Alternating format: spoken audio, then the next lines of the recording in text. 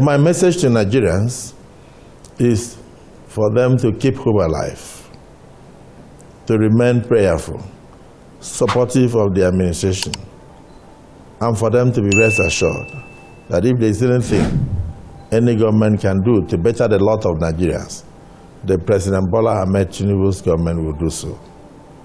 And don't forget that you are bringing a president who is tested and trusted, a man who has the experience in all spheres of governance.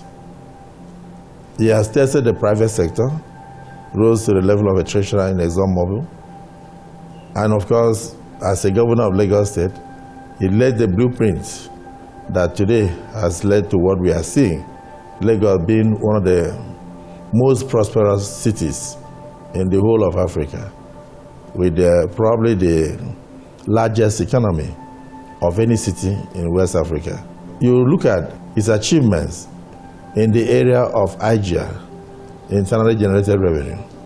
He made Lagos at 600 million, and by the time he put the policy in place today, Lagos is churning out almost 60 billion in a month as IGR. And the same way in Nigeria, what he has started today has already started to bear fruits. So my message is very simple. Keep hope alive. Pray for the president. Pray for his administration.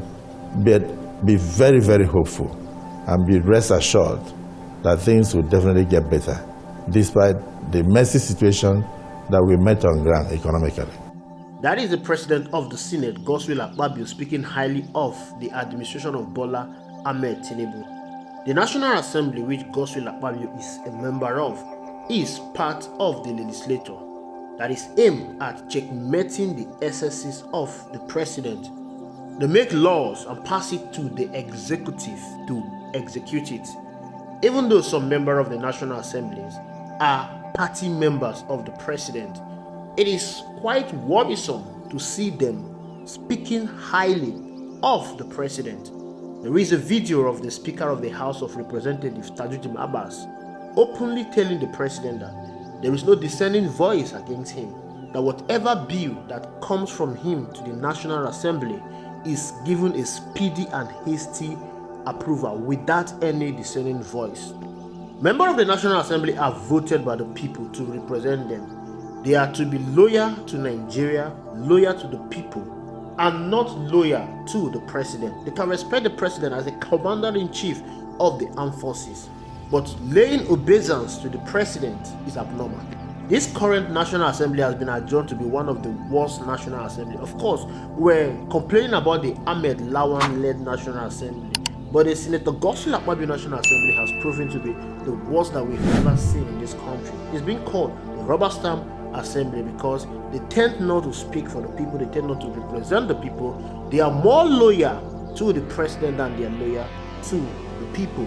Now, he said so many things in this video, of which I'm about to analyze. Now, let's go into it. Number one, he asked Nigerians to keep hope alive. What does it mean to keep hope alive? It's simply telling Nigerians to endure whatever harsh economic realities they are facing under President Bola Ahmed. Currently, Nigeria is experiencing one of the worst inflation in history. 38.7% inflation rate is the worst that we've ever seen in the history of this country. The inflation rate has led to the high cost of food and commodities items in the market. Staple food like rice, garri, beans are out of the reach of the common man. A cup of rice is being sold for 400 naira. The bag goes for 70 to 80,000 naira.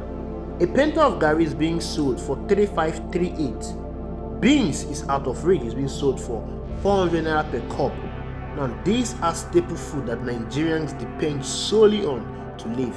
But currently, this food is out of the reach of Nigerians. So, what this means is that Nigerians are currently hungry in their land. They are currently experiencing great famine.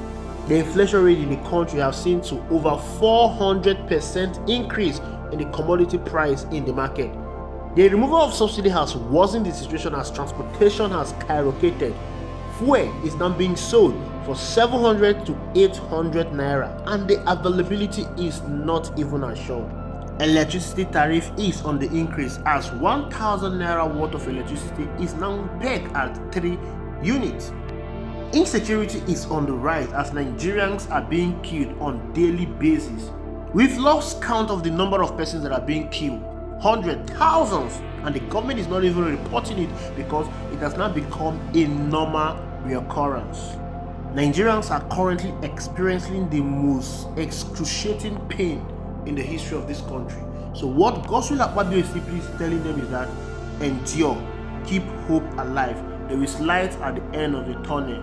Even though most of you will not survive it, just endure. That is what he's saying. Another thing he's telling them is that remain prayerful. He's simply telling Nigerians, go to your church, pray, call on God.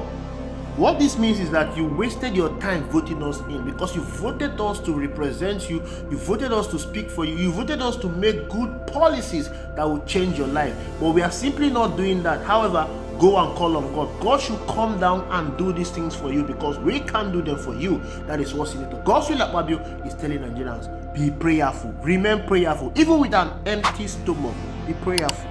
Whereas Godswill Akpabio on the floor of the National Assembly was telling his colleague that prayers has been sent to their men for their holiday. You know what that means? It means that money has been sent to them. But simply telling Nigerians, go and pray. No money for you, no food, go and pray with an empty stomach.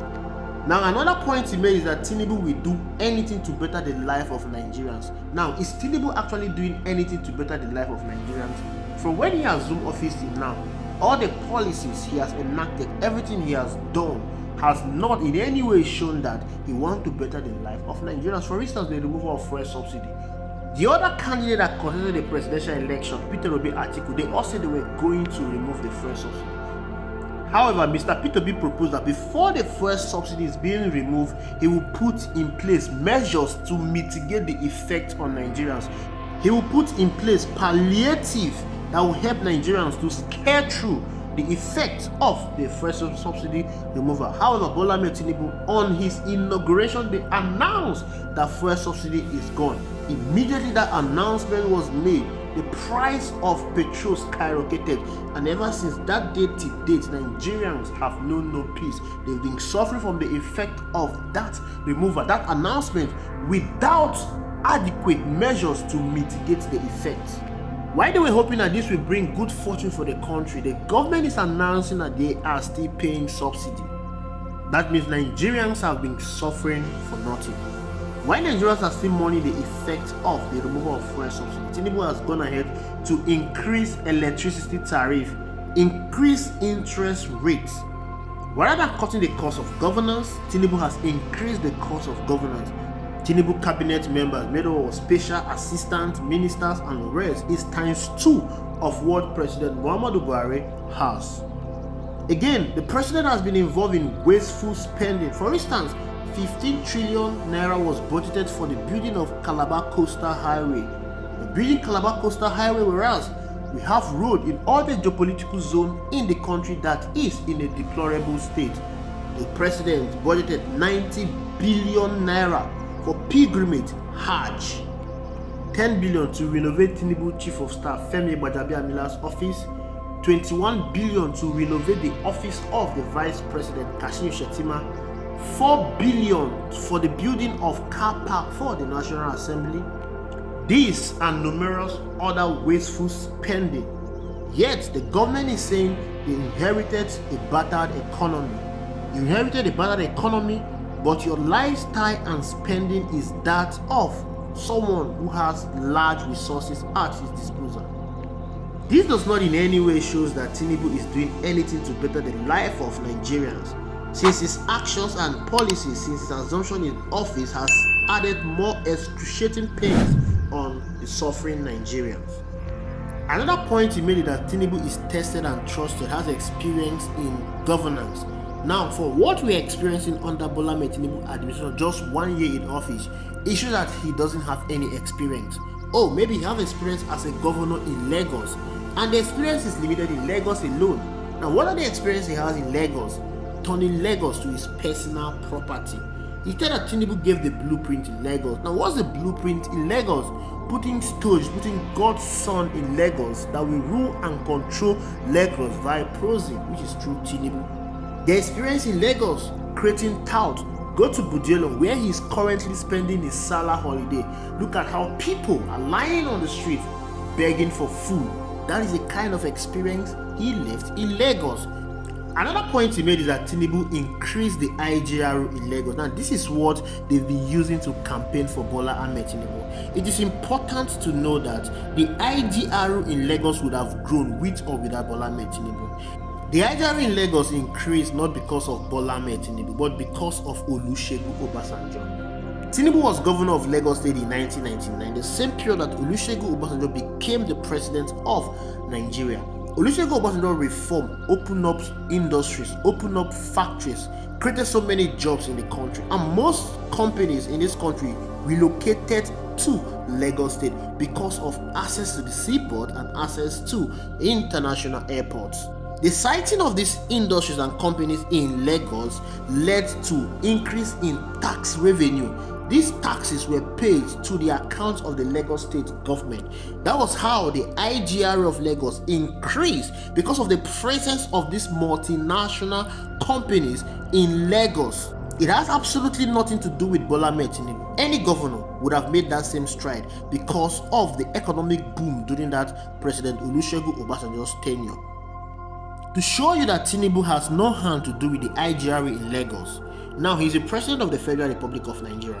He's bringing that same method of taxes in Nigeria, taxing every Nigerian of the available money they have. Now this is telling on Nigerians because the economy has tanked, the economy has shrunk. Unlike during Obasanjo's regime, the economy was robust and it was booming, so the people were able to pay whatever taxes that the government demands from them. But currently now, the economy has tanked and Tinubu is tasking the people. That is the reason why Nigerians are complaining, because you are taking money from them without giving them avenue to make more money. Another point he raised is that they met a messy situation on ground. I mean, can these people just stop? Can they stop this unnecessary, endless excuses?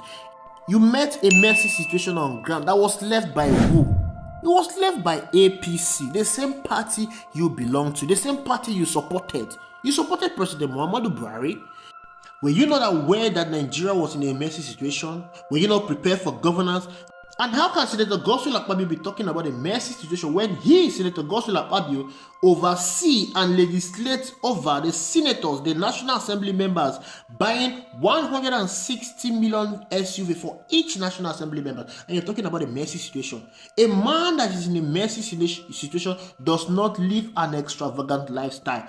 Godswill Akpabio and his cronies in the National Assembly, they are living an extravagant lifestyle on taxpayer money. They are living a wasteful lifestyle at the expense of hungry and suffering Nigerians. I think it's high time Nigerians started reminding these politicians of their role on the floor of the National Assembly.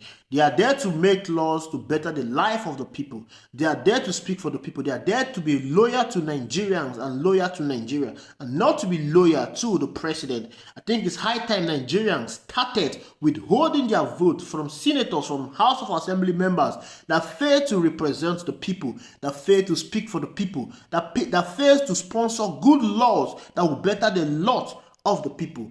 When Nigerians start doing this thing, then these men and women will wake up. And when they wake up, they will stop being sycophant. They will stop paying obeisance to the president. They will stop being loyal to the president and start being loyal to Nigerians and to the Federal Republic of Nigeria. And they will start making laws to better the life of the people. Thank you very much for watching. I will see you in the next video. Please ensure you like, subscribe, and drop your comment reaction in the comment box.